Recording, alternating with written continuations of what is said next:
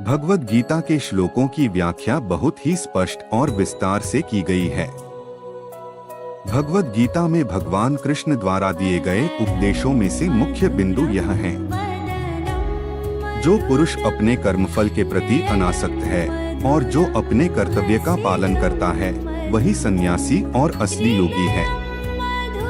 वास्तविक संन्यास योग या भक्ति का अर्थ है कि जीवात्मा अपनी स्वाभाविक स्थिति को जाने और तदनुसार कर्म करे। जीवात्मा का अपना स्वतंत्र अस्तित्व नहीं होता, वह परमेश्वर की तटस्था शक्ति है। जब वह माया के वशीभूत होता है तो वह बद्ध हो जाता है, किंतु जब वह कृष्ण भावना भावित रहता है अर्थात आध्यात्मिक शक्ति में सजग रहता है तो वह अपनी सहज स्थिति में होता है। ज्ञान तथा प्रेम दोनों प्रयोजन कृष्ण भावनामृत द्वारा स्वतः पूरे हो जाते हैं। यदि मनुष्य स्वार्थ का त्याग नहीं कर पाता तो ज्ञान तथा योग व्यर्थ रहते हैं। जीवात्मा का मुख्य ध्येय तो समस्त प्रकार की आत्मतृप्ति को त्याग कर परमेश्वर की तुष्टि करने के लिए तैयार रहना है।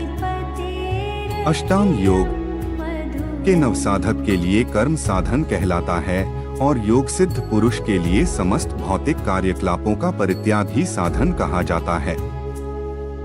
जब मनुष्य भगवान की दिव्य प्रेमा भक्ति में पूरी तरह लगा रहता है तो वह अपने आप में प्रसन्न रहता है और इस तरह वह इंद्रिय तृप्ति या सकाम कर्म में प्रवृत्त नहीं होता। मनुष्य को चाहिए कि अपने मन की सहायता से अपना उद्धार करे और अपने को नीचे न गिरने दे। यह मन बद्ध जीव का मित्र भी है और शत्रु भी। मन को इस प्रकार प्रशिक्षित करना चाहिए कि वह प्रकृति की तड़क भड़क से आकृष्ट न हो और इस तरह बद्ध जीव की रक्षा की जा सके। जो मन निरंतर कृष्ण भावनामृत में लगा रहता है वही परम मुक्ति का कारण है। जिसने मन को जीत लिया है उसके लिए मन सर्वश्रेष्ठ मित्र है, किंतु जो ऐसा नहीं कर पाया उसके लिए मन सबसे बड़ा शत्रु बना रहता है। जिसने मन को जीत लिया है उसने पहले ही परमात्मा को प्राप्त कर लिया है, क्योंकि उसने शांति प्राप्त कर ली है। वह व्यक्ति आत्म साक्षात्कार को प्राप्त तथा योगी कहलाता है, जो अपने अर्जित ज्ञान तथा अनुभूति से पूर्णतया संतुष्ट रहता है। ऐसा व्यक्ति अध्यात्म को प्राप्त तथा जितेंद्रिय कहलाता है।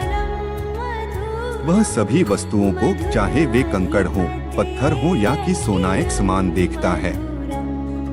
परम सत्य की अनुभूति के बिना कोरा ज्ञान व्यर्थ होता है। कृष्ण भावनामृत में रहने वाला व्यक्ति पूर्ण योगी होता है। जो व्यक्ति कृष्ण से संबंधित हर वस्तु को स्वीकार कर लेता है वह परिग्रहित्व से ऊपर स्थित रहता है। कृष्ण भावना भावित व्यक्ति भली भांति जानता रहता है कि प्रत्येक वस्तु श्री कृष्ण की है, फलस्वरूप वह सभी प्रकार के परिग्रह भाव से मुक्त रहता है।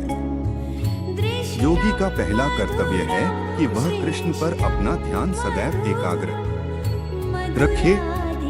भगवद गीता के इन श्लोकों में भगवान कृष्ण यह बता रहे हैं कि कृष्ण भावनामृत में रहते हुए किस प्रकार से हम अपने मन को प्रशिक्षित कर सकते हैं और आसक्ति रहित होकर कर्म कर सकते हैं, और इस प्रकार से हम भौतिक कल्मश से मुक्त हो सकते हैं और आत्मशुद्धि प्राप्त कर सकते हैं।